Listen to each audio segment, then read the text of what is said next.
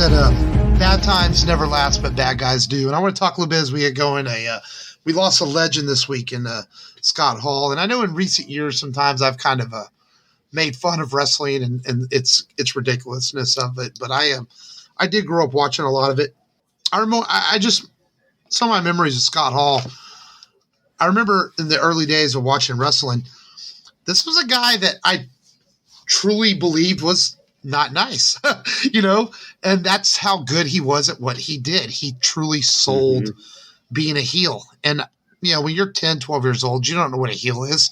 You're watching these larger than life characters and you think that they're real, as a child. And, and I guess in my adult life, I make fun of it more because I realize it's not real and it's kind of ridiculous. But the great Razor Ramon Scott Hall was one of those guys that you truly believed was like this evil character. And he sold it so well, but then you learned later in life that he wasn't really a bad guy. He's actually one of the good guys in the business. And it was a persona he played. And we lost him this week to some complications from surgery, going too soon. And you guys can, I want y'all's thoughts on Scott Hall too, but this is the Rebel Radio podcast and this is Mark.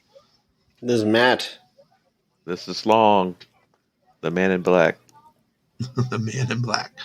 But, it was it was one of those celebrity deaths that was a little shocking because you weren't expecting it. And just the outcry. And the cool thing about it is the outcry, not just from the wrestling industry, but this is one of those characters or a person that played a character that was larger than even the wrestling industry because it seems the tributes were stretching out throughout celebrity from actors and actresses to other sports stars. And that's how big Scott Hall was.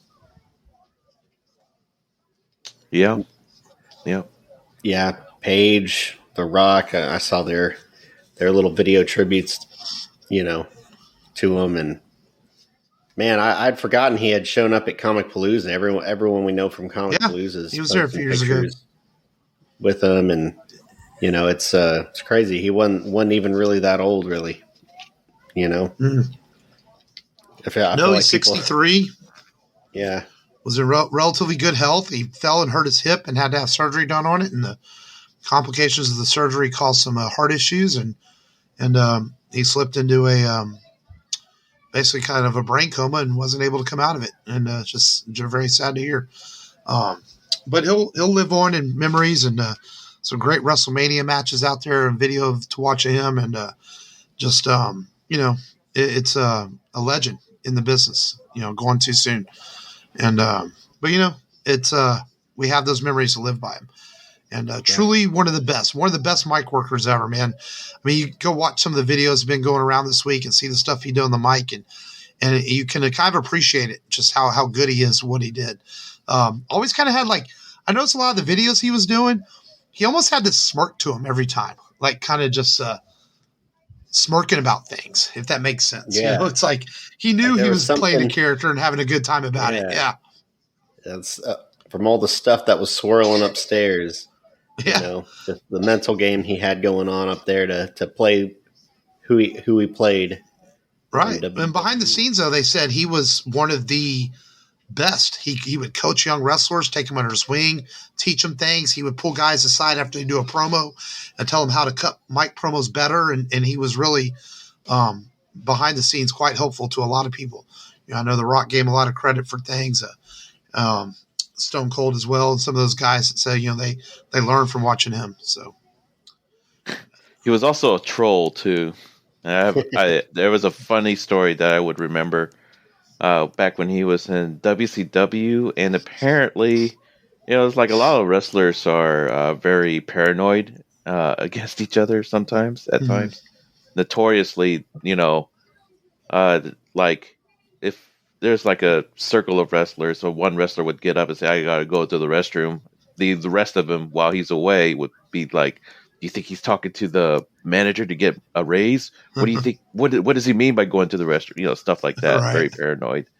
So it's kind of a Shark Tank too. But and Scott Hall would play that to his advantage at trolling them. Yeah. So he would do a quick TV match for 10 minutes, and then he would go back to the locker room and he would jokingly say, well, that was the easiest $150,000 I ever made, which is not true. And then that would get all of the rest of the locker room just thinking, is that real? Is he really making $150,000 per match or something like that?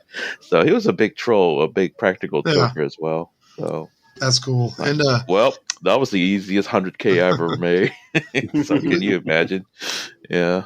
Interesting fact about Tim too. He was the first ever entrance on Raw, the very first episode of Raw ever. So he was one of the first promos and first cuts ever done to kick off a show that obviously brought modern wrestling to its prominence with Raw is War and the Attitude Era. So, but Scott Hall, you'll be missed, man. And thanks for the memories, and and he'll live on.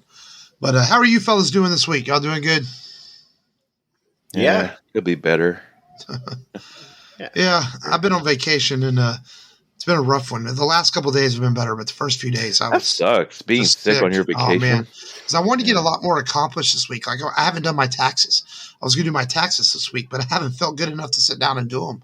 And it's just been like kind of misery. But the last couple of days, I've gotten some housework done. I have gotten some things accomplished, but not quite everything I wanted to. So, but it is what it is. Life goes on, I guess. Life goes on. It's not very much fun being sick on vacation, that's for sure. But I'm feeling better. I've actually felt pretty good today and yesterday. And Wednesday, I went out to the rodeo with the kids, a livestock show, and walked around. And it was a struggle for part of the day, but also at the same time, being out in the sun kind of was probably good for me. Kind of helped my body. I felt strangely better as the day went on. If that makes sense. I guess being out in the sun kind of helped. And on the way home, I stopped out and I went by and saw our friend Daniel over at Misfit Toys and visited him. And he welcomed us back as always. He said, "Hey, if y'all want to come do a show, just let me know." So maybe we'll make that happen one day. But went and saw Daniel, and that was cool. So did he ask about me? He does. He showed up right. I got there about 5:30 and they closed at 6. He walked in about just before 6. And, so we just chatted a few minutes. We didn't really have a whole lot of time to talk. And, I'm kind of glad he showed up though, because the boys wanted some toys and he cut me some good deals. So that's all I'll say. Cause, I think the other kid that was working there probably would not have cut me those deals that Daniel did. So I'll take it. And Daniel likes to hook up his loyal customers, which is a good thing. But Misfit Toys, man, it's the best toy shop in Houston, hands down. So good times. But cool, man. Let's get into the show officially then. Download this where we tell people what we watched, streamed, and checked out. And I haven't gone first in a while since I'm already yapping. I guess I'll go first.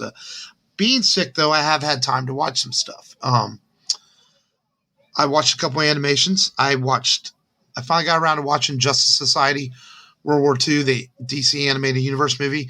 I actually enjoyed this one quite a bit. The Flash kind of screws up and goes back in time to World War II, but it turns out it's not the same universe, and he has to help the Justice Society beat the Nazis, basically, and get himself back to Earth. Kind of a simple story, but I actually rather enjoyed that one. It was cool seeing some of the characters they had in there and seeing a different take on Superman. It's on HBO Max if you haven't seen it. Then I watched the new Catwoman Hunted. That's not that good. It's oh really? It's supposed to be an anime style. It's like, let's do part Dragon Ball, part Cowboy Bebop, part Trigun or whatever, all these animes, and let's call it an anime. It was really weird. Catwoman flirts with almost every single character she meets in the show. The story's just kind of flat. It was just odd. I didn't know what to make of it. There's weird story things that happen. Like there's this bad guy, this bad lady in it, and all of a sudden she turns into the cheetah at the end of the movie. I'm like, how is she the cheetah? The cheetah is Wonder Woman's bad guy. I mean, it was weird. It was just kind of strange. Not terrible, but not one of the better ones. It was okay. I finished West Side Story from Steven Spielberg. Great movie. Great choreographing and really well shot. Man, I don't know who the cinematographer was on this, but man, just really, really well shot film for Spielberg, and definitely worth the watch. It's a musical, but it's not like Rumble. Huh? Rumble. Strangely, the Rumble scene from the original's not in this. Like the Rumble's in it, but they don't do the build up like they did in the original. And yeah, it's weird. They do it a little differently. But man, it's really well acted. That I really like the guy who plays Riff in this. I've never seen him anything else before, but he's really good in the movie. And the kid from Baby Driver is the other main guy on the Jets, and he's really good too. But a good film, man.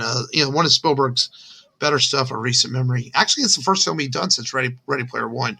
I felt like he had done something since then, but I guess not. And then on Netflix, I watched The Adam Project, which, man, everyone was like, "Oh, this is like '80s nostalgia. It's really good." It's okay. It's not that good. It's kind of typical Ryan Reynolds fare. It borrows from everything. It's all right. All these actors are praising Ryan Reynolds for making an '80s childhood film. It's almost like they're just kissing his ass. It's okay. If you're bored one afternoon, want entertainment for an hour and a half, all right, which is kind of why I watched it. But I'm not going to praise it like all these other people are. I didn't think it was that great. But it's all right. I think that's about it I watched. So I did watch some stuff since I had some time. Yeah. I'll go next. I actually watched something this last Sunday. You'll be amazed. Woo!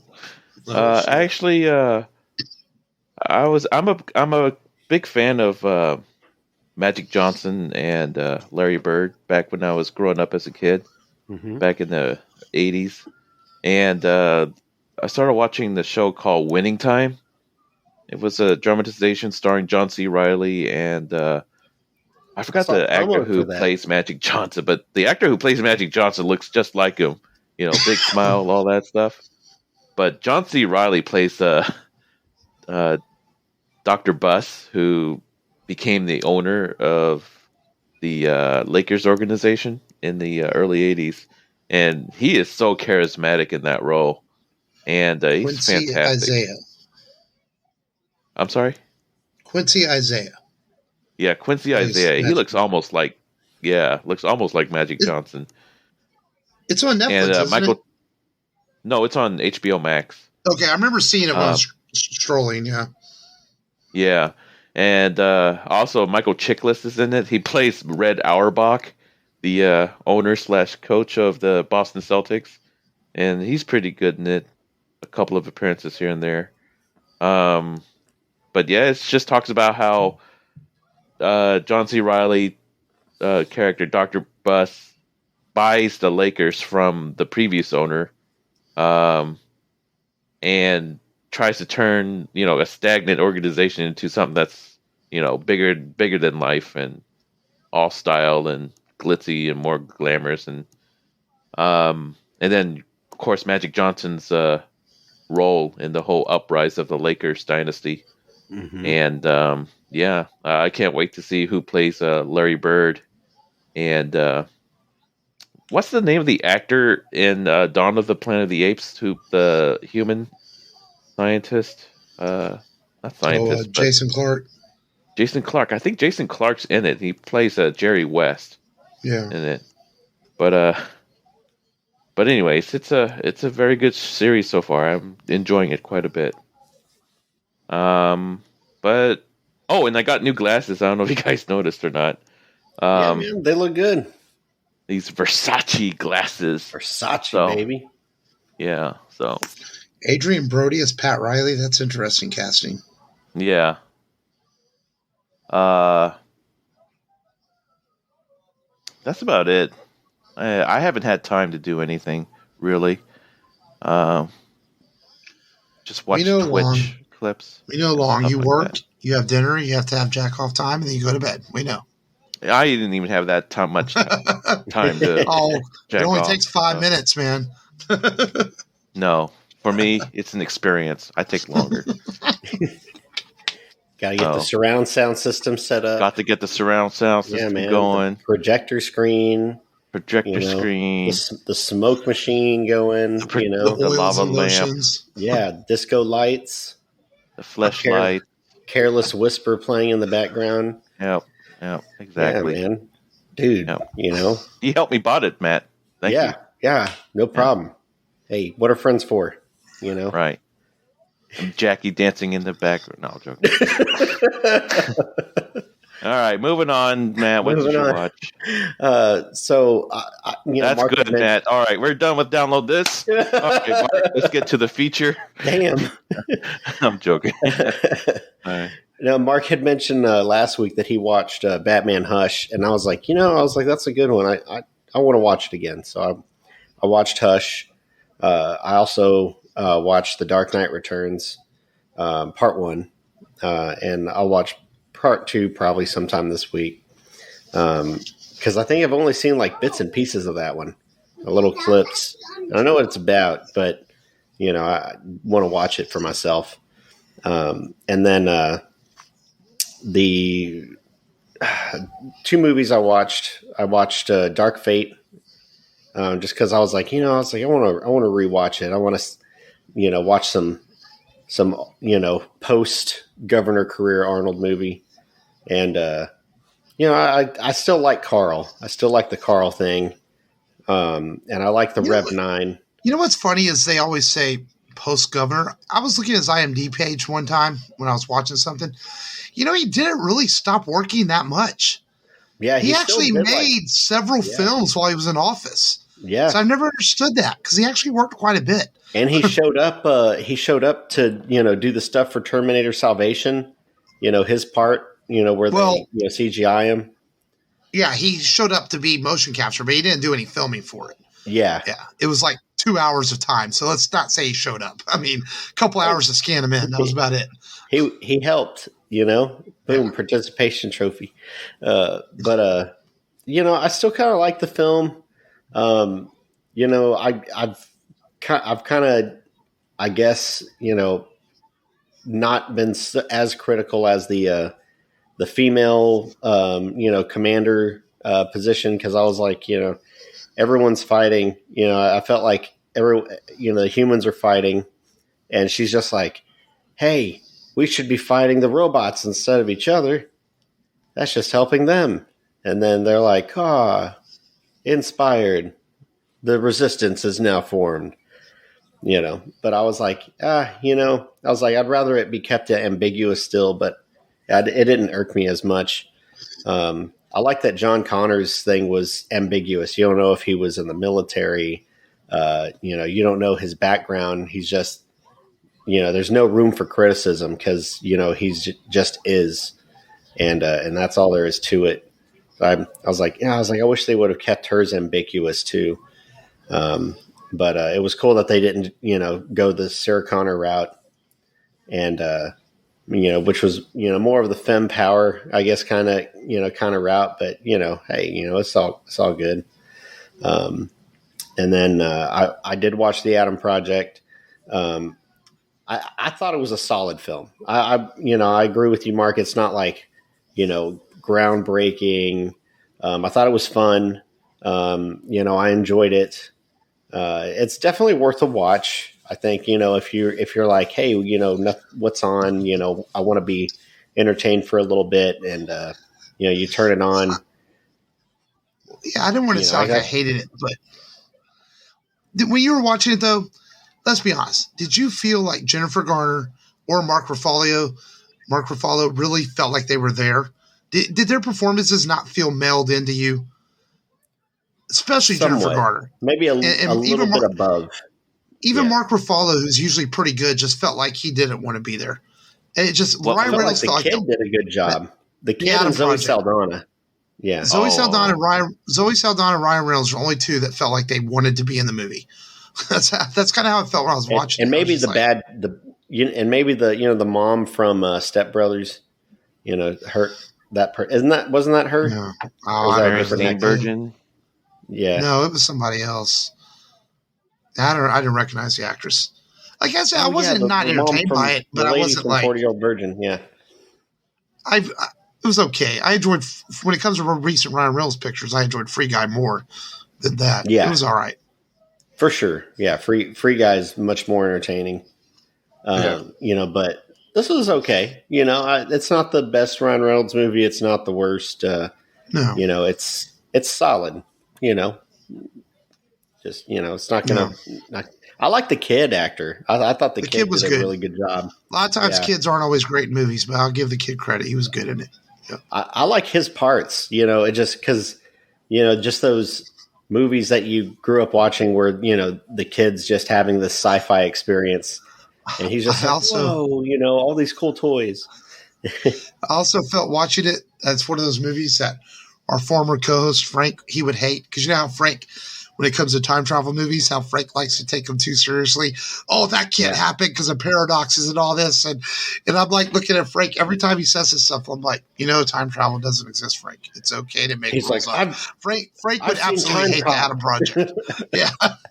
He would sit there. I'm right that. Touch each other. And I know Frank listens to the show, and that's why I'm busting his balls right now, because he would absolutely fucking hate this movie. He would just my God, I can't. It's like, it's just a movie, dude. Time travel doesn't exist. And then he'd talk about the battle tactics. Yeah. In strategy games, you don't ever attack like that. So it's not realistic. Like it's a movie. It's not real in the first place. It's a quick movie. It's only like an hour and 35, hour and 40 minutes long. So if you're bored, it's worth a watch. Yeah. I mean, solid. It's watch. Not a whole lot else out there right now. Cinemas are still they're still not steady. We're getting, Batman's out there making a lot of money, and Sonic 2 comes out in a couple of weeks, but it's still not that weekly release pattern yet. So got to find some entertainment where you can. If Netflix or Prime or HBO Max is where you get it at, then so be it, So I really thought I'd make it to, there's a movie called X out there, and I was very disappointed that it was not streaming. And it's theaters only. Like, it thinks it's so cool that it can only be, released in theaters. It's a horror movie from the same studio as Hereditary. So long, if you haven't seen any promos for X out there, you might want to check it out. The cool thing about some of those movies like that, though, is they say theaters only, but then they hit streaming within 3 or 4 weeks, because they don't make a ton of money. Like I'm all over that damn. I know, Matt, you've had to seen the trailer for the Nicolas Cage flick where he plays himself with Pedro Pascal. Dude, I'm all over watching that shit. I'm like, I'm definitely gonna. It premiered at South by Southwest this past weekend. It got rave reviews, and I think that looks so cool. Let's just see Nick Cage playing Nick Cage. So and the caster toy guns. The unbearable weight of massive talent. Is that what it's called? Yeah. Yes. So that looks like a lot of fun, and I expect it'll probably be streaming fairly soon after its theatrical release. So. Oh yeah. All right. Well, let's get into today's feature film then. A fun movie from 1997. One of Will Smith's early big hits. He came off of Independence Day and Bad Boys. He had a couple pretty good hits under his hands, and he actually did not believe his agent when his agent told him Steven Spielberg was on the phone. He's like, "You're kidding me." He's like, "No, Steven Spielberg's on the phone," and Will Smith could not believe that Spielberg was calling him to ask him to be in the movie he was producing and directed by Barry Sonnenfeld, and that is Men in Black, based on a kind of an underground graphic novel at the time. Wasn't super popular graphic novel, but it is based on graphic novel. And essentially, I'll summarize. I haven't summarized in a while. It's pretty simple. Will Smith plays a cop who is recruited by Tommy Lee Jones' character of Kay to join a top secret organization that monitors alien activity on Earth and protects the planet, and recruits him into the Men in Black, and his code name becomes Jay. And essentially, they have to stop a giant bug from starting war with another faction and bringing the war to Earth and destroying life as we know it. Meanwhile, keeping all humans at bay from not knowing what's going on because humans aren't ready for something to know that aliens live among us. See, that's how you summarize, Matt. I'm just got to bust your balls a little bit, not tell the entire. Yes, you're the best, Mark. Plot of the film. You're the greatest. But me and Long both get the same look on our face when you're summarizing. Like, okay, we're just going to let Matt tell the whole plot of the film. I like how I summarize. And, I would have talked about how the guy from Monk has a balloon head that it just explodes, or something like that. But back then he wasn't the guy from Monk, though. No. So. But, I rewatched this week. I hadn't watched it in a long time. It's pretty fun, man. It's a fun movie. I like the fact that it's paced really quickly. It moves fast. It's not moves so fast like you can't tell what's going on. It's actually paced just right. Tommy Lee Jones and Will Smith are really good in it. I saw this in theaters when it came out. I think a lot of people did. It was a pretty big hit. I think about the only thing watching it, 25 years later is some of the CGI is pretty good. Actually, I noticed the matte paintings the most. They use a lot of matte paintings in this for backgrounds, and they look they're kind of rough in parts. I noticed that more in the CGI. It's kind of weird to have a movie that has really good CGI work, and then the backgrounds are kind of rough looking. It's almost, you could tell just that J and K were standing in front of green screens and matte paintings at time. But other than that, this is a fun movie that I enjoyed. What's y'all's initial thoughts on Men in Black? Yeah, I saw this movie in the theaters when it first came out, and I thoroughly enjoyed it. It was a fun experience too, watching it with an audience, and just enjoying the vibe. I just like the chemistry between Tommy Jones and Tommy Lee Jones and Will Smith, as well as the world that the Men in Black movie created and introduced us to, as well as what was it? Some of the practical effects in it, as you mentioned a little bit earlier with the matte paintings, and overall, it's a fun movie experience. Yeah, I saw it in theaters too. My kind of reminds me of a Ghostbusters movie too. Yeah, yeah, very much Ghostbusters, except with aliens, right? And a the disgusting entrails and stuff. Yeah, slime getting blown everywhere. Yeah, those are fun parts. But yeah, it came out the weekend of my mom's birthday that year, and my mom's like, "Oh, this looks fun. Let's all go see it."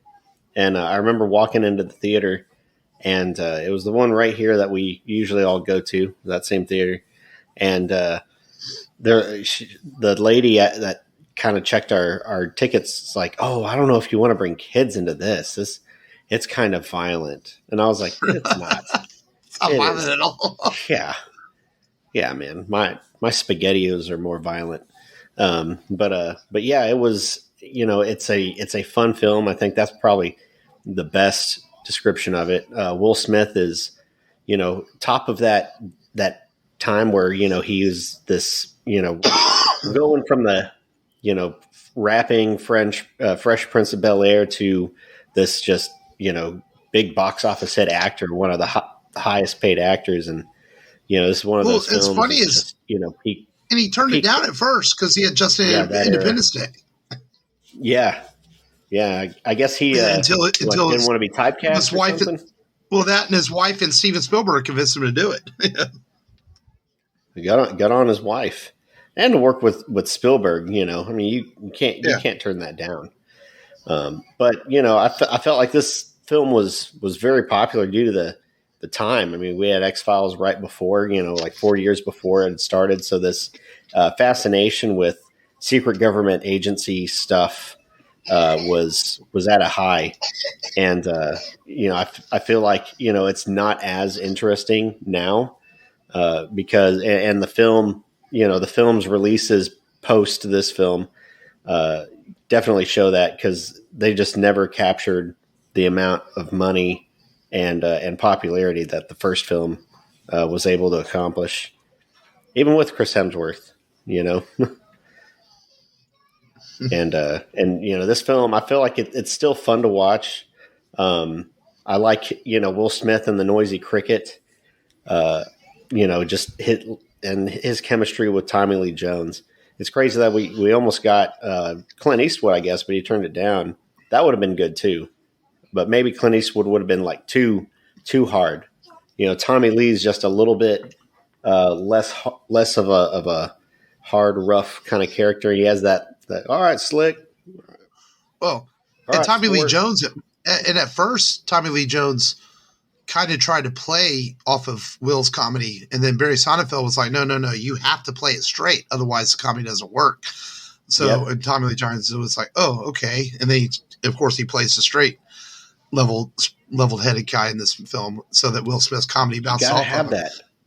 Yeah. Just like in Ghostbusters, you have to have Egon there, or else the other comedies don't work, And I think that's what the remake kind of, just didn't get. You got to have that straight man there that just, doesn't wean. And, that makes the comedy just, resonate. Basically. Basically, yeah. Of course, Rip Torn, great character actor, plays their boss and plays Zed. He probably played there. It's funny because everyone around Will's Jay are kind of like just straight. And he's just bouncing off all these one-liners and stuff. And this is kind of the Will Smith that made people like really fall in love with him. It's the guy that's just kind of charismatic and fun. And he was allowed to improvise a lot of lines in the film, and that's what makes him work. Even Linda Fiorentino, who is she's got like that older chick sexiness about her. Even there's times where it almost looks like she's going to start laughing at things he says, Like I think the scene where she's trying to tell him where that Vincent D'Onofrio's bad guys are underneath their feet. the stuff she's saying to him, and Will's like, oh, it's like that. Oh, we can just want to get it all right here. And it looks like she's just about to bust out laughing on screen the whole time because she's trying to play it straight to these funny things he's saying. Which is odd. I was curious when I was researching the movie. I was like, what happened to her? Because she was like kind of Hollywood's it girl for a little while, and she got into like some weird tax troubles and stuff, and kind of got blacklisted from Hollywood. And it's kind of why she hasn't acted since like 2007. Yeah. Yeah, she didn't put out for Weinstein. Yeah. Oh, I don't even know if it was that. I just know it was some money issues and laundering some money and things like that. And she ended up turning. I guess she turned evidence on some people, so it kind of blacklisted her in Hollywood. So yeah. Yep. But and of course Vincent D'Onofrio's in this movie too, who's always good in what you pronounce that name 3 or 4 different times in 3 or 4 different ways. It's Vincent D'Onofrio. Vincent de Florentine. I'll just fucking call him Kingpin, goddammit. Of course, he's much skinnier back then and much younger. And he actually researched bug movement and how they walked and moved so he can play the part. And he's kind of grotesque in this and kind of really creepy at times. The way he plays it with some makeup effects to make his face look like it's stretched out. And he's kind of scary. That. I'm like, I told him, I was like, I could just picture Vincent just watching like Discovery Channel and trying to like mimic how the bugs move. And I was like, to be on a fly on the wall, watching him trying to practice that in his own living room or something, would just be hilarious. But yeah, I like that. Your skin is sagging. Is that brother? He's funny. It's funny because Vincent strikes me as one of those Hollywood guys that plays these really kind of tough guys sometimes, pretty scary characters. But he strikes me as the type of guy that is the exact opposite of that. When I see him in interviews, like he'll just sit out on your porch, have a beer with you, and probably laugh about stuff. Just how he comes across, even though he plays a lot of tough characters and kind of scary guys. But he just seems real down to earth. Like you said, you can see him sitting at home just watching Discovery Channel in his living room trying to do this stuff. And that makes perfect sense for him as an actor. Mm-hmm. And I think that's why it works. John Landis almost directed this, but they called it The Blues Brothers with Aliens, which I thought was kind of weird. I was like, I didn't see any comparison to the Blues Brothers in this movie. But okay, sure. Just that they're wearing suits. That's it. Yeah. Rick Baker, great special effects artist, did a lot of the special effects on this and helped design the creatures and things like that. And he said the hardest part was sometimes Steven would want one thing and Barry Sonnenfeld would want another thing. So that Rick Baker would just combine the different things and say, look, this is what y'all are getting, because they were kind of not really fighting, but they both like different things over what they preferred to be in the movie. Because a lot of people don't know, when Steven Spielberg produces a movie, he's a pretty hands-on producer. When sometimes you watch a film, it says, produced by Tom Cruise or whoever. These guys aren't always hands-on, but Spielberg is known throughout his career for being very hands-on with his films he produces, even if he's not a director. So he's on set quite a bit and pays attention to things that are going on. So I guess he had his say in this as well. Was this an Amblin Entertainment film? It had to be if it's produced by Spielberg, huh? Yeah. Yeah. Well, it's DreamWorks, wasn't it? It might. I can't remember. Yeah, I think it was a DreamWorks film, one of the studios. Yeah. Of course, the comic book's a little darker, not as quite as funny as the show or as the movie. Yeah. But comic books, they would even fight zombies and demons and vampires. Yeah, it was much more supernatural across the board in the books, but they chose to go with aliens, and I thought it was kind of cool how I kind of like how it builds the world in this, where they mentioned there's 1,500 aliens on the planet at any time, and they have like an airport within this day where they have to check in to be on Earth. And the world building is quite interesting, how they do it in this and how they are protecting the humans from knowing that this is going on. I like all that little stuff, the way they did all that. I thought that was cool. And most of them are in Manhattan, which makes perfect sense because, in the 90s, New York and Manhattan was the place to do a lot of movies like this. Is where everything happened, of course, and they make a cab driver joke, which apparently is a reference to the Hitchhiker's Guide to the Galaxy, as far as why cab drivers are aliens. I didn't get that watch yet, but apparently that's a reference. Nice. Of course, when Will Smith is telling one of the parties where they wipe their memory from, he uses a lot of stuff from very famous UFO incidents, like swamp gas, weather balloon, a couple other things, which are all famous stories out there. So some truth-based alien incidents in this movie, you could say. I think the dog scene is really funny, where they go, we got to go talk to somebody who's been around a long time and those things. He's over there shaking his fucking dog. People are looking at him like, what's going on? It's like, God, I remember the controversy around that too.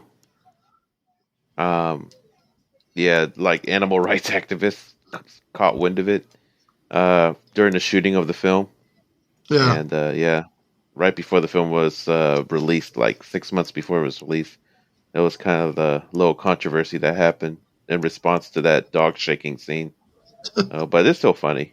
Yeah, the voice adds to it and kind of adds a comedic element to it. Well, yeah, and then when I'm watching it, I didn't think anything about like they're actually hurting a dog. I just thought it was a funny scene in a movie because the dog's an alien, so you realize it's an alien. Yeah. Mm-hmm. What about the worms? I'm trying to remember. The coffee. They're at the coffee. Oh, were they going to get the coffee? Oh, yeah. He tells Jay, I guess I didn't think it was being worms. Yeah. Yeah. I thought that's what they were called, the worms. Maybe that's in the cartoon. Maybe they were worms. I forgot there was a cartoon based on this. Kind of came out around the time of the second film, I guess. Yep. Yeah, I mean, this movie, it spawned 2 sequels. The second one, for some reason, I don't remember the second one very much. I remember the third one, which has Josh Brolin. He plays a young Kay, and Will Smith goes through time. I actually like that one, but I don't remember the second one very much. I forget the. I remember the Michael Jackson cameo. Yes, the 2 of the cameos, and I thought MJ did a pretty good job in the. Is that in the second one? In the second one, yeah. Him trying to be part of the organization, but Rip Torn, he's like, oh, geez, I got another call. He's always brushing him off in the funny way. Oh, I kind of remember that scene. Yeah. Yeah. It's funny. I could be Agent M. I kind of remember that. I just don't remember the overall plot of the second one. I know they have to, bring Kay's memory back, and it's revealed that he's working with a bunch of aliens. They had to protect Rosario Dawson's character too. I think Rosario Dawson's in it. Let me see. I didn't realize. Yeah, I'd have to look. Too. But well, yeah, I know. Yeah, Rosario Dawson's in it, and Laura Flynn Boyle's a villain. Johnny Knoxville was in it. Oh yeah, I know. That's right. Yeah, because they set it up at the end of part one where Florentino's character, she becomes one of them, but then they write her out in the second one because she didn't come back for some reason. She mentally couldn't handle it. Yeah. Yeah, I don't remember the second one for some reason. But I remember liking the third one. But I think most people consider the third one better than the second one anyway. Mm-hmm. Yeah. And then we won't talk about International. That thing was just not very good. Let's be honest. They were like, because the reviews were they were so like, bad. I watched it. It was like, they wanted to cash in on the popularity of the MCU. They hired Chris Hemsworth and the young lady that plays Valkyrie and was in Creed. I can't think of her name. No disrespect, man. I just can't think of her name. So they're trying to cash in on that, and it's just not very good. Unfortunately. And they tried to get Tommy Lee Jones and Will Smith to come back and do a fourth one, but neither one were interested. They were like, "Why do we want to do this?" Years later, so the studio went a different direction with the International thing, and it just didn't work. So, but we have the original trilogy to enjoy, and this is a fun film, man. I enjoyed rewatching it this week, and I think if I had to give it a ranking, I'd probably give it dance number. Yeah. The Men in Black theme song, and then Will Smith's dancing. There's a music video. Yeah, the music video. Yeah, music video, but I mean, there's not a dance number in the movie. Well, yeah, I know, but it's like, there's one of it. I felt like this started like, this thing where Will Smith had to, have a song and dance number related to the film, like in Wild Wild West. He did a couple movies. I don't remember every film, but that Wild Wild West movie was terrible. Yeah. I mean, it did give us a quick shot of Salma Hayek's butt, but that's about it. This is true. That's probably the only redeeming quality of that entire film. Yeah. So, but if I had to rank Men in Black, I think I'd give it a pretty solid A minus. Yeah. I was gonna say B plus. B plus. I agree with Matt. Yeah. Yeah. A little lower, but that's okay. But good film though. All right. Well, it is time for Duel of the Nerds, in which I, Mark, have won 4 weeks in a row. Not bragging. I'm just kicking ass. But I have this strange feeling that there's a friends bias going on here, especially with some of the themes that Matt was trying to pick for this week. So I have a feeling I might be doomed today, no matter what I say. I just don't know if the judge can remain neutral in this. I don't know. We'll see. I think y'all might be paying each other off here. I'm gonna try. I almost made this. As long as rubbing and tugging you for a victory, I mean. I almost did Rebel Soldier versus Darth Vader. With Long having Darth Vader. No, you picked 2 or 3 topics that were absolutely would have been slam dunks for Long, no matter what I said. I don't know. You won with Optimus Prime versus Godzilla. You did convince me of that. But that was still a little closer in some ways than some of the ones you were picking this week. That was ridiculous. There's no way Optimus Prime would win against Godzilla. Ain't no way. But so Matt, you're the host this week, and so do I. Go ahead and introduce this week's topics. Yes, this topic is Mark in the red corner with the Imperial Destroyer Class 2 versus Long with the Borg Cube. Wait. I'm a Star Wars guy, but what is Class 2? You just mean a Star Destroyer? Look, I know you don't know the technical stuff because you're not a true fan. No. There's It's a actually an Star Destroyer. Imperial 2 class Star Destroyer. Yeah, Imperial Star 2 class Star Okay. Destroyer. What is that? The Star Destroyer that's in the movie, right? At the beginning of Star Wars. A standard Star Destroyer. Yeah. Let me double check. 'Cause I could have sworn You can treat it as the same thing, Mark. I'm just giving a tech like DC 17 or DC 15. Like. But Just no, I giving want you to get this Star right. Wars technology. But there's You'll also get it right. Darth Vader's Star Destroyer that's bigger. That is Darth Vader's Yeah. Star Destroyer, the Class 2. That's what I'm asking. it's- That's the really big one. Yeah, isn't it? That's more sleek and the Super Star Destroyer. Yeah. Yeah. It's the Executor class Star Destroyer. you can't throw. yeah, that one. You The one can't. that's 10 times You can't the size. text out. You can't text out Star Destroyer and Borg then throw a loop when the show starts. Well, I'm letting it. I left it open. Hey man, there's no wrong answer. You know what? I'm gonna. Even though I'm the reigning champion, I'm gonna waive my right to go first, and I'm gonna let Long go first this week. Oh, but you forget. I forfeited That was because unofficial. you triggered me so hard. You triggered me so hard on You that. have Come on, you triggered Trek Long. nerd. Come Back on, to you the Trek future nerd. comment being what? What? All right. What? Back to Long, the Future comment. when you are ready, What? Because I said Indiana Yeah. Jones is better than You're Back to the Future. texting. you diss the power of love. No, it baby. should be in the same league.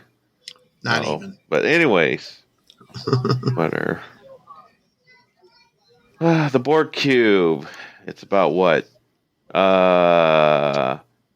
2 miles, 3 miles. Big, I guess. Has a ton of laser beam weapons, and it can adapt to any kind of attack beam to it. So, and even if the shields on the Star Destroyer were to defend its deflector shields could defend itself against the Borg cube will always find a way to adapt and, I guess, destroy those shields and start assimilating stormtroopers to become Borg. And even if the Star Destroyer is able to put some damage onto the Borg cube can regenerate itself from any kind of damage that's inflicted upon it. And yeah, that's my spiel on the Borg cube. Your All floor, right. Mark. Mark, your response. That's your spiel. That's it. Self-healing, You know what? bunch of guns. When the When you're Star ready, Mark. Destroyer is first introduced in the first 5 seconds of Star Wars, and it comes over the screen with this massive, huge thing that blew everyone's minds. Right then, you knew you were in for something special. There's not one. Don't scene care in about these pop first- cultural impact. We're talking about Could you pure shut- battle prowess. I'm working on it. All right. There's Yeah, not one okay. moment. Oh. There's not one moment in all of Star Trek where the Borg ever does anything that cool. Not only that, the Borg is all like, "Oh, we're going to simulate everybody." Then what happens every freaking time? They get destroyed. Okay, the Star Destroyers were built as this entire fleet for the Empire to use. That Palpatine was smart enough to use the Republic for his means to build them all, and then he takes them all over and forms his empire, which was just smart as fuck because he's Darth Sidious, and he turns them all into his weapons, and they can destroy anything in their path. They don't have to assimilate. It's just destroy, because that's what a Star Destroyer does. Okay, and not only that, they're ruled by the great Darth Vader and his armies of people. Who rules the Borg Queen? She get her ass kicked by fucking Patrick Stewart. I mean, she could even take on anybody. Where Darth Vader is going, the Empire strikes back in part 2 with Star Destroyers and takes over. It almost puts the rebellion at their knees. Okay, where they're lost and there's no hope left for them, for the rebellion, basically. Again, what does the Borg ever do? They can't even manage to hang on to Locutus when they got him. They let him go. I mean, they never accomplish anything. They just try to simulate, but never accomplish anything. Where the Empire had the whole galaxy at their knees with these Star Destroyers. They're the greatest ship probably ever made by the Empire because they didn't get destroyed like their stupid Death Stars. They kept trying to make these Death Stars, and the rebellion just blew them up. But here's the Star Destroyers just kicking ass. Now, I'm not saying they didn't lose some of them in war because you're going to lose some ships in war. It's going to happen. But the Star Destroyer was the ultimate sign of the Empire. And that's why they did what they did. You know, they put a galaxy at fear and at its knees. The Borg, let's go simulate you. Okay.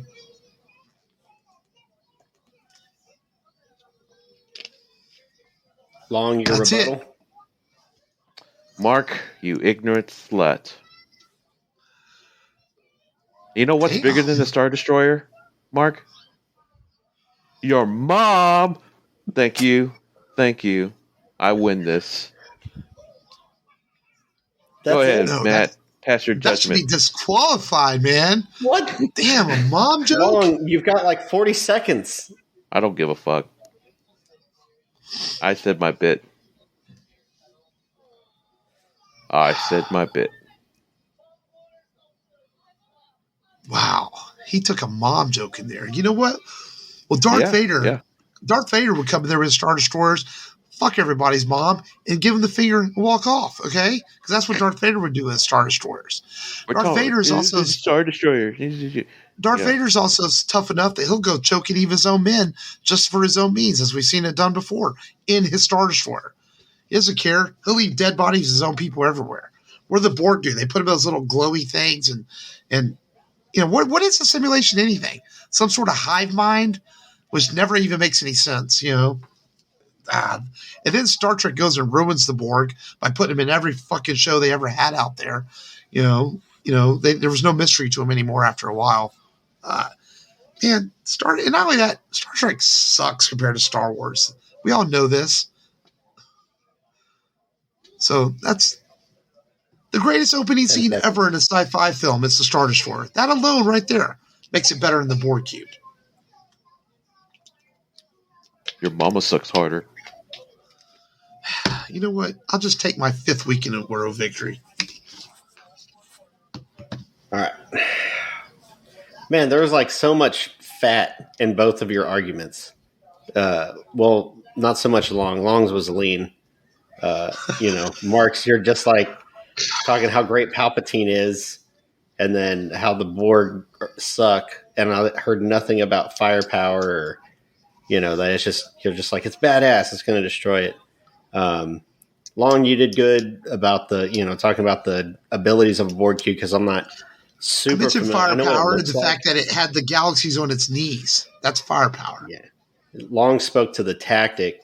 You know, I wish you would have said something about Vader, you know, using, you know, his powers on the ship. You're talking about him using his powers on his own men and how great Vader is, which we know this, but it's like no tactic on how it was going to destroy the Borg cube. And it made it tough. The Borg has gifted us the grace and presence of 7 of 9. Long could have. I didn't know we were talking about the ships actually. I didn't know we were actually meeting the ships fighting each other. Yeah, like when you say Rocky Balboa versus Drago, you're not talking about, well, Rocky, his shorts look better. You know, you're like, no, Rocky would, you know, he's gonna lead with that southpaw and he's gonna get in, work that rib cage of Drago. No, it's like same thing, Star Destroyer versus Borg cube. You're not like, well, you know, Palpatine was smart because he screwed over the Republic. It's like, no, that's not how the Star Destroyer is going to destroy the Borg cube. I almost feel like Long has the edge in here because he talked tactics. So it's just made it a really hard decision, especially with y'all talking about each other's mom. Vader doesn't even have a dick, so how is he going to fuck anybody? And I'm like, you know, you guys are. I felt like it was like the J in you, Mark, that went out. And you're just like, give you guys have been teaming up for weeks. You know, just give it to Long. I already know. No, Long, you barely. I'm going to come up with a better. I'm going to come up with a better topic than your fucking shitty topics. I'm gonna say Long barely won only because he stuck to strategy. Mark, if you would have talked strategy for like 3 minutes, this would have been an easy win, I think. But and Long would have really had it in the bag had he like made done the transportation argument, like because you could have had all those people like just boarding the Star Fred Destroyer, you would have a stronger argument.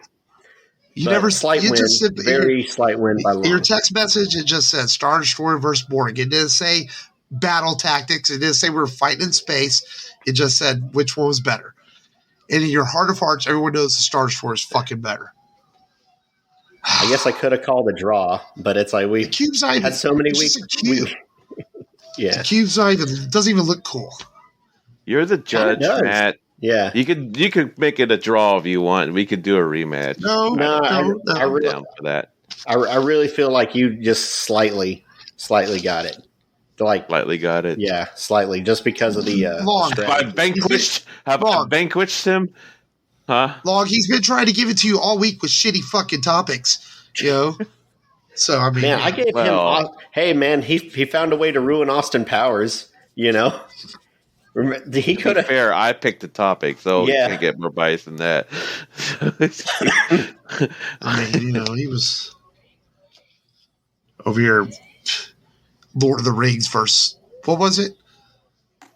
Back to the Future, man. I mean, it's like, come on, dude. There's no way that can. There's still no way that I wouldn't know how to debate it personally. There's no way that Lord of the Rings loses that. The DeLorean would have gone back in time, stolen the ring, and then the movies would have never happened.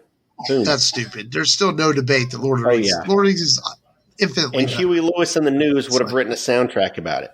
Oh, lame. Then you try to do Indiana Jones versus Back to the Future, which is just as lopsided. No, Indiana Jones. I mean, Indiana Jones is fun, but you know, it's way better than Back to the Future. They don't have. He doesn't have any Nikes that make him hover. It's still better than Back to the Future. If Back to the Future, if all three movies were good, maybe, but the second and third one they're okay. I really like, they're liked fun. The third one as a kid, but. Yeah, but they're okay. The second one I thought was very creative, and they're still not better than the second and third Indiana Jones films. So that's the problem. It's not about being better; it's about its own, story style. It's never about being better. Yeah, people get different enjoyments from it. It's not like it's competing to be. But when you're Indiana debating Jones. them, it's debating which is better. And Indiana Jones is better than Back to the Future. So that would have been a lot. It's all about proving your argument, and making your argument the strongest it can be, whether it's... Now I understand if you want to do the Mummy trilogy versus Indiana Jones, because it's a very similar genre, Yeah. That would have been lopsided. I mean, but it's still more in the wheelhouse of adventure movies. It's in the wheelhouse. It's like the son of Indiana Jones, Or, God forbid, National Treasures versus the Mummy. National Treasure. Nicolas Cage. Hey, the first one's a good movie. I like the first one. I do like the first one. I've never seen the second one. Actually, isn't bad. It's just more of the same. It's kind of like when you watch the second one, you're like, I already saw this in the first one. That was kind of the problem with it. Mm-hmm. All right, moving on. Well, fuck y'all.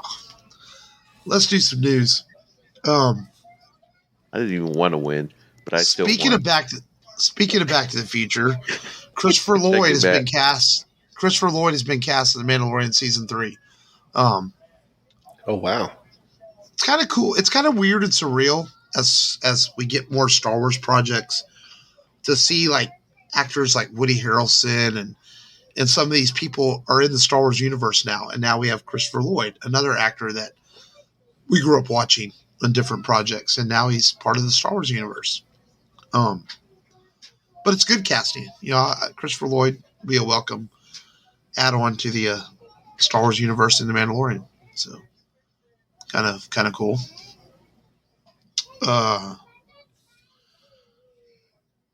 Paul Dano is going to write a Riddler prequel comic with the help of Matt Reeves, I guess, apparently. Interesting. Okay. Yeah, kind of interesting take. See where that goes. Should be in comic stores here in the next couple of months. Is there any truth to that meme that's going around that he really did wear Jim Carrey's glasses for Batman Forever? Or they just happen to look a lot alike? I haven't heard anything to confirm that he actually is wearing Jim Carrey's glasses. So thought that was kind of cool though. Huh. I didn't see that. And for those who are wondering, the Batman will be on HBO Max like April 16th or so. So in a few weeks, 45 days after its theatrical release, but it's still playing in theaters and doing very well. And thank anybody who listened to our Batman episode last week. It did very well. So we hope you enjoyed it. Got some good feedback from some people. We appreciate it. I know Matt, one of Matt's friends, enjoyed it.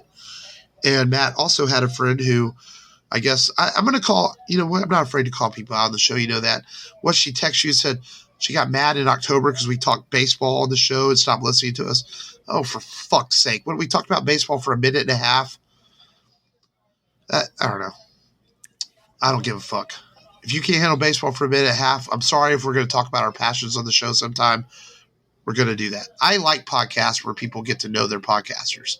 And that's kind of what we try to give people. And I'm okay with that. If she doesn't like it, oh, darn.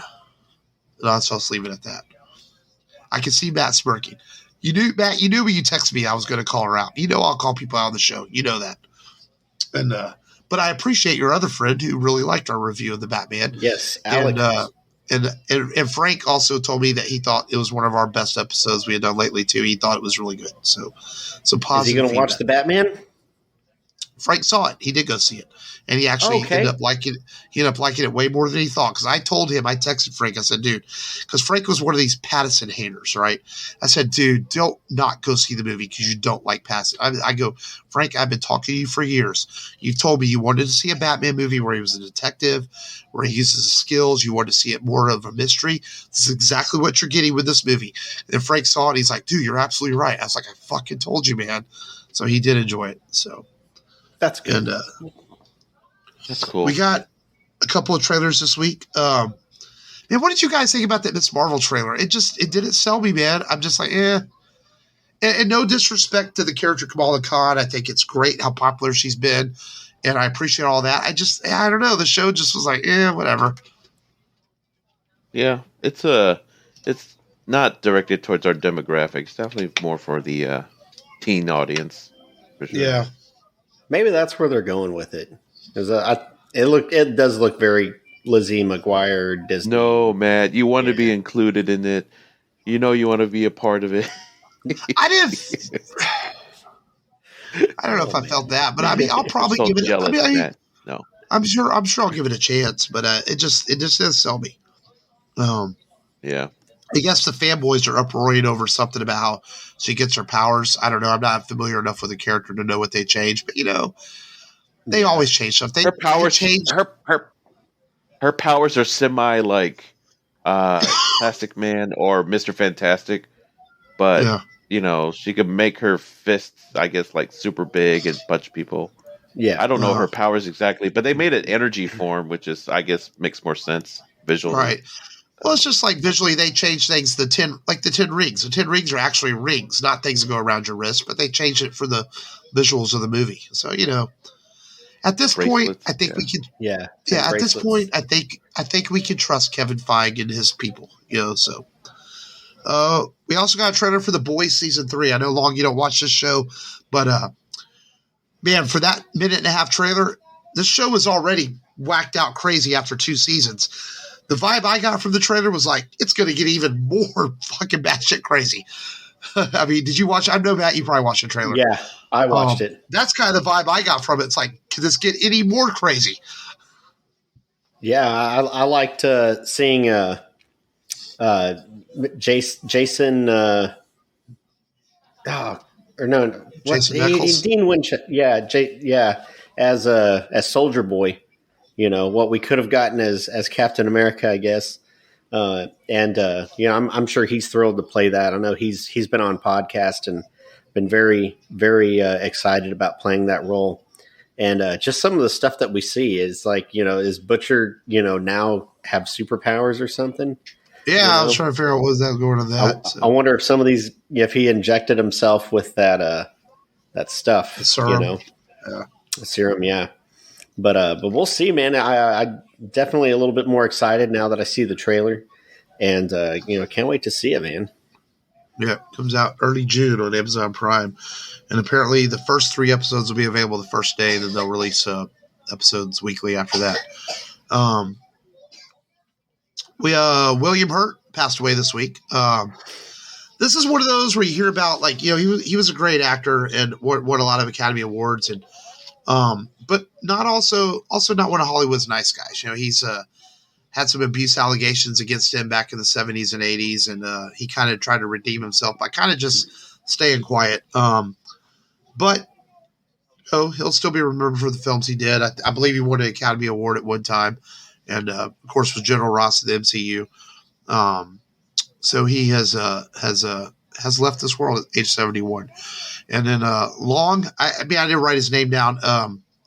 Godzilla actor, man, I saw that he passed away. Akira Takarada. Yeah. Man, I didn't realize he's, for a guy who died in his late 80s, he aged pretty well. Yes, he did. Yeah. Because there was a picture someone put on one of the websites, like he was at a con just last week, and he looked great for his age. Yeah. So. Yeah. And but yeah, and I have to thank Comic Palooza organization for even bringing him over here to Houston, which is like a 1 in a million chance, and I never thought I would get his autograph, you know, in my ever. So I'm so glad I got his autograph. And got to meet him, you know. Yeah, for sure. That brief moment. So that's awesome. Cool. And my friend of mine, Jason, he used to do the NASA track for Comic Palooza, and he posted some pictures up this week because when some of the celebrities, they would take him on tours of NASA, and Akira wanted to go to NASA, so Jason put a bunch of pictures up there of him visiting NASA and talking about how excited he was that he really wanted to see how the space program worked, and he was like just really enjoyed his visit to NASA when he was in town for Comic Palooza. So I thought that was cool, you know. So some good stories there, though. So I'm glad you got to meet him, Long. So that's awesome. Whenever we get to meet our heroes and stuff, so that's really cool. That's all the news I got for this week, unless I'm leaving anything out. And Matt, your Dragon Ball superhero super movie, apparently it's been delayed. So there was some talk about it being out this year. Well, apparently Toei Animation got hacked, apparently. Yeah. Oh. And so some projects got delayed. So originally the film was supposed to be out in April in Japan, and they were looking at a July or August release for the United States. But now they have not announced when the new release dates are. They're hoping for a summer Japan release and a fall release for the new Dragon Ball movie now. So we'll see. So fans have been waiting for it for a while, and I have to wait a little bit longer. Just a little bit. Yep. All right. Before we get out of here, we got one last movie for the month of March before we start our April theme month. And, this movie's kind of a good segue into a comedy month because this movie is kind of batshit crazy. It's directed by Joe Carnahan, and actually Ryan Reynolds is in this movie. This movie's got Jeremy Piven, Ben Affleck, Ryan Reynolds. There's a whole bunch of fucking people in this movie, and that is Smokin' Aces. Hi, Jack. Great, good, super. Come on in. Good to see you. Pete. Hello, Rip Reed. Come on in. Good, great. Come on. What's nerd? Great. Come on in. Sorry about that. Hey, Hollis. Rip Reed. Hello, Hollis. Come on in. Let's get to the business at hand. This wanted felon here, Buddy Israel, little Rick Springfield, I guess. His posse, they're all strapped. Or packing heat, whatever the phrase is. I don't know what you guys call it. Strapped down. Hey, man, that's not yours. Put the rabbit down. Buddy Israel. No former witness against the mob has been as crucial as Buddy. Aces. Israel. He's a strung out, washed up, has-been, jerk, snitch, 7-layer loser. What are you trying to say? What's the rate? $1 million. $1 million hit fee would draw some huge flies. He's not only essential to our case, he is our case. They're gonna pour boxes of bullets in Israel. They must not succeed. When do we get consigned? If an attempt is made on his life, it'll be made by those of the strictest professional caliber.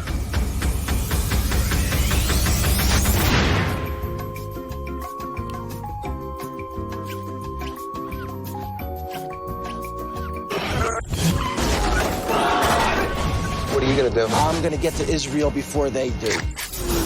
We gotta keep him in that penthouse.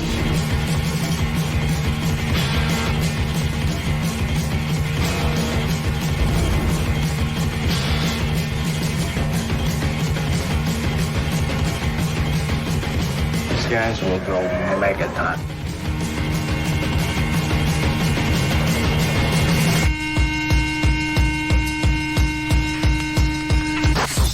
You're steering hard, player. I'm going down. I bet you are. This is a movie that it's just like Long's probably going to fucking hate it. Have you seen it, Long? What movie? Smoking Aces. I've seen it. Yeah. I enjoyed it. Yeah. Did you like it? I didn't know if this would be a movie you like because it's one of those action films where you truly have to just suspend your belief and just sit there and enjoy it. And the first time I watched it, I didn't do that. I remember kind of not liking it. Then I went back and watched it again, and I liked it a lot more the second time because I think the first time you watch Smoking Aces, you don't really know what you're getting into. Does that make sense? And then when you watch it again, you're like, okay, I understand what they're trying to do with this movie. And it was on TV a couple weeks ago, and I was watching, and I was like, man, that would be a fun one to talk about because it kind of fits in some of the crazy stuff, some of the crazy films we do from now and then. And I was listening. Jeremy Piven's actually got a great podcast, and I listen to it every now and then. And I was listening to one of his episodes the other day too, and that kind of made me think about Smoking Aces also. So it's got Ray Liotta in it.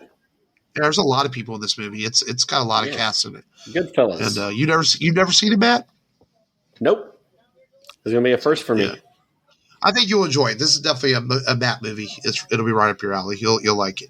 I don't know if it's streaming anywhere. I have a copy of it. Yeah. I know you can rent it. I know you can rent Max.